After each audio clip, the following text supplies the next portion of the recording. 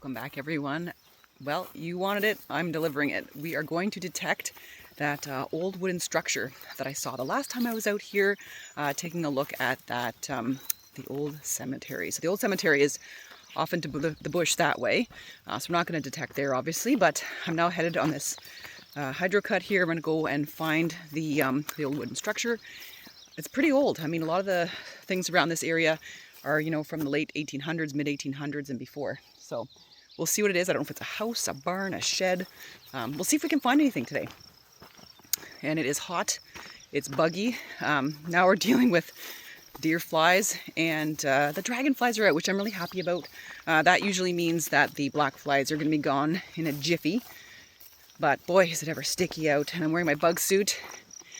Lots of ticks out here. I don't know if you guys noticed in my last video when I was out here at the cemetery that there was certainly a tick actually on my face in part of that video. It was on my right temple. Didn't realize it till I was back in the car and had to take it off. But yeah, so I've got my little bandana on my head to protect from the deer fly bites, and also so the ticks don't end up in my hair. And of course I sprayed myself with DEET.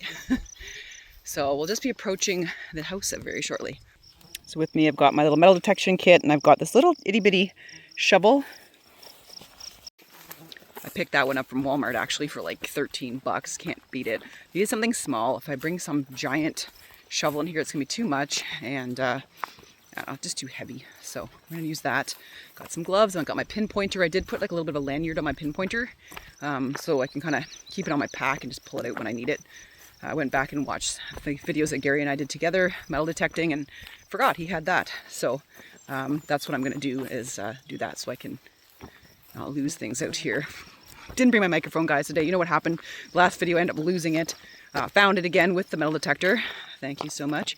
Yeah, you'll have to bear with me, but looks like we're here. Here it is. Now, the soil here does have some iron content, so it might be a little bit irritating to look at the signals, but some beautiful columbine here. Take a look at that. And here's the structure. So obviously part of it is left, and we'll see what we find. Very rocky terrain, so I don't think things should be terribly deep if we're looking for them. Well, let's see what we can get. Here's a little tour where we're going to be. It's pretty small. A very small home, or a little lean-to or something. This area was all farm beforehand. And the air right now is really, really sort of smoky. You can't appreciate it, but I sure can smell it. So my thoughts are really with everybody in, you know, Western Canada and Northern Canada, where the fires are just burning like crazy. In Manitoba, Saskatchewan, like BC, Northwest Territories, like it's just wild, the fire season this year. So I hope everybody gets evacuated safely, and pray for rain. Everybody pray for rain. All right, well, let's get started with the searching.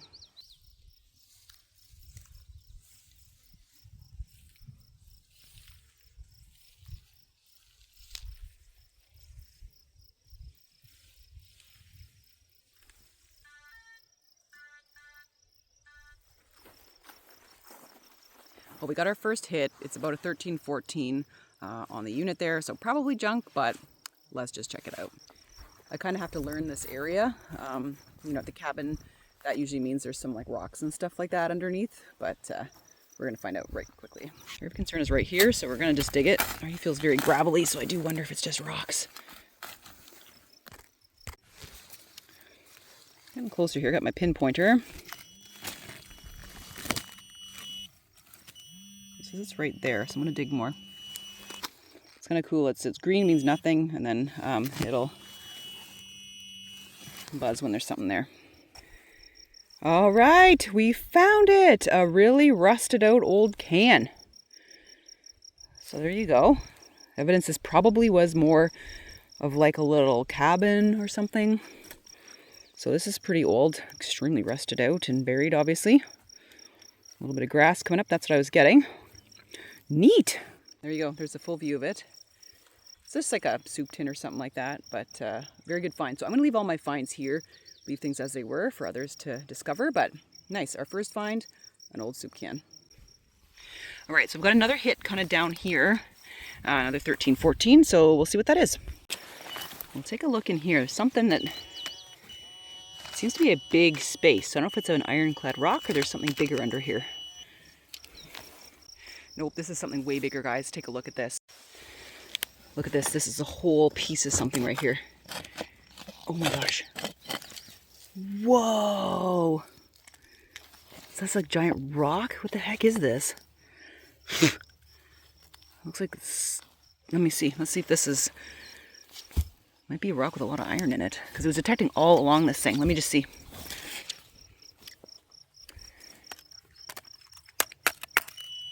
Oh. Oh, that piece right there. Okay. Oh, yeah. Oh, look at that. It just like kind of broke apart.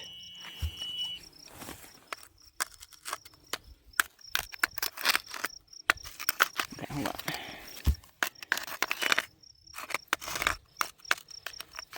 Okay, let's go back. There's something else in here.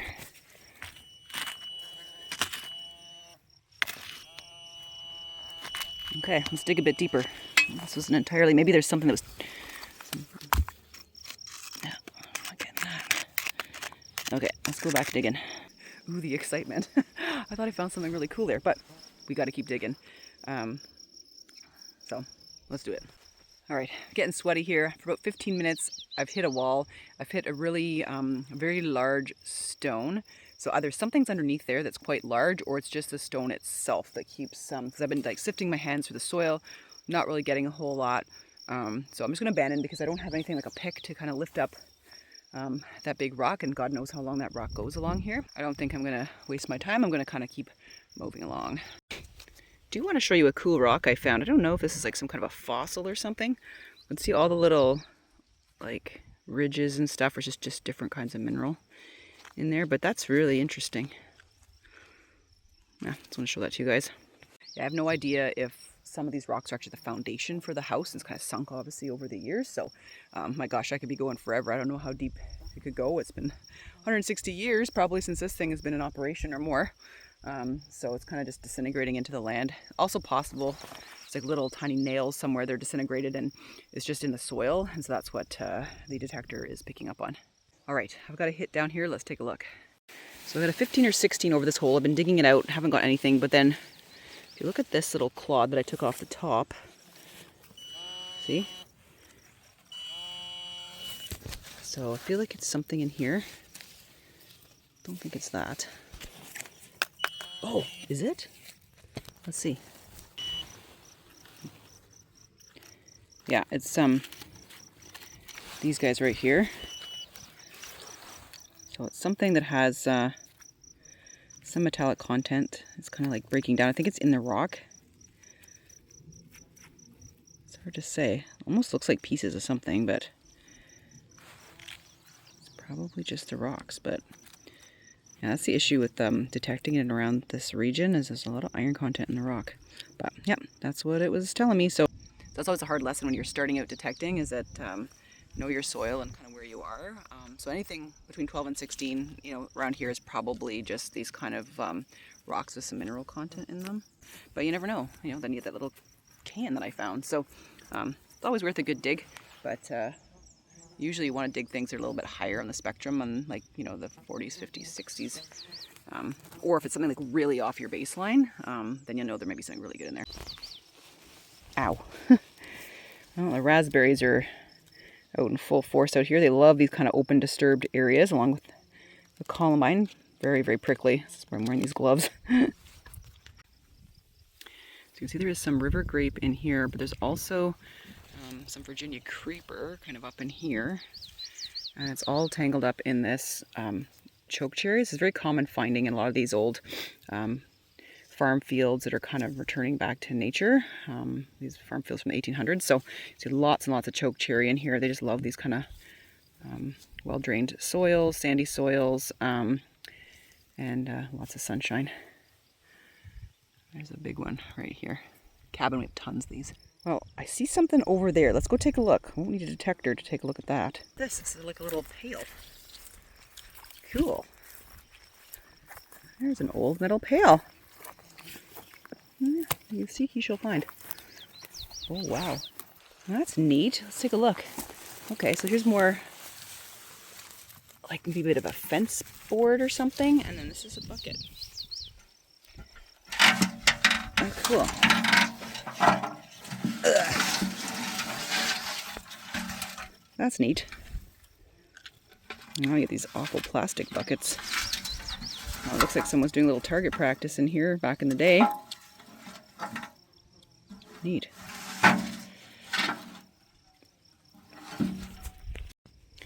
So just for reference, I'm just going to show you, since this thing is above ground, how this would detect. See? So it's like way off, like minus something or other, right? So that would be an indication if you see something like that. Start digging. It's obviously something way off your baseline. Whereas around here, like I said, 12 to 16 range is like, ugh, don't even bend over. Not worth it.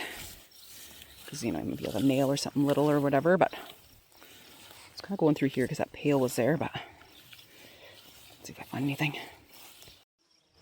There's a common yellow-throat warbler in there, and you can hear him calling, but I can't see him. It's yellow and black bird. Must be on the... Hear that? Must be on the other side of the shrub.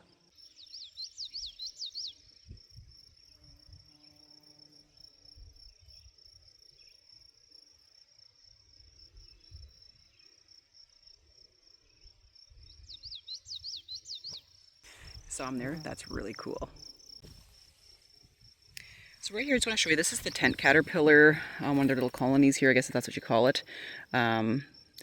They strip this tree bare. Now, because they attack the trees early in the season, they have a chance to recover. This is a native species of tent caterpillar, so I'm not too worried about it. Very commonly, they like the choke cherries. But why this is, you know, jogging my memory is last time I was at the cabin, I heard a very unusual bird call. I fired up the Merlin app, and it told me there was a black-billed cuckoo somewhere in the field. So I stood on top of the little ridge there, and I listened and I watched further, and I saw the cuckoo bird fly sort of head belly towards me, and it kind of arced away from me with a big long tail. I knew right away that's what it was. That's so cool.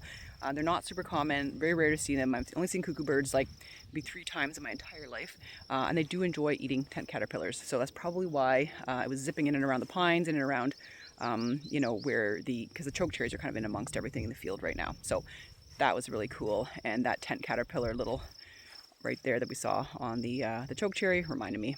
Such a neat experience. Just wanted to show you another beautiful flower on here. And this is the Canada anemone. Beautiful, beautiful plant. You can find it kind of a lot in these open areas as well. It is a native plant. Also found this here by the old fence line. It's pretty neat. Just an old metal barrel. Who knows what they used it for. That's sort of coming in at a 0, -6, -12, so I think that means it's really ferrous. Rusty. There's a tick. Gotta get that off right away. So much for the DEET. I think I need to put packing tape on my ankles or something like that. Ugh. Well, she's pretty quiet out here, guys. I think everything has been kind of picked over. Certainly not the first person to visit this area. But at least we got to have a little fun in nature, and we saw that common yellowthroat. That's really cool. And we got to see some beautiful wildflowers and plants in a field that's kind of being turned back to nature again after a century of agriculture. All right, so hope you guys have a great week. I think what we're going to do is keep at this. You know, this is one of my first few times out detecting. I'm new to this hobby, as it were. So I'm keeping it real, you know, not inventing things and planting them in sites. This is stuff that's here or it's not. So lots of different spots to explore. I'll be sure to take you guys along on that adventure. All right, we'll see you in the next video. Bye for now.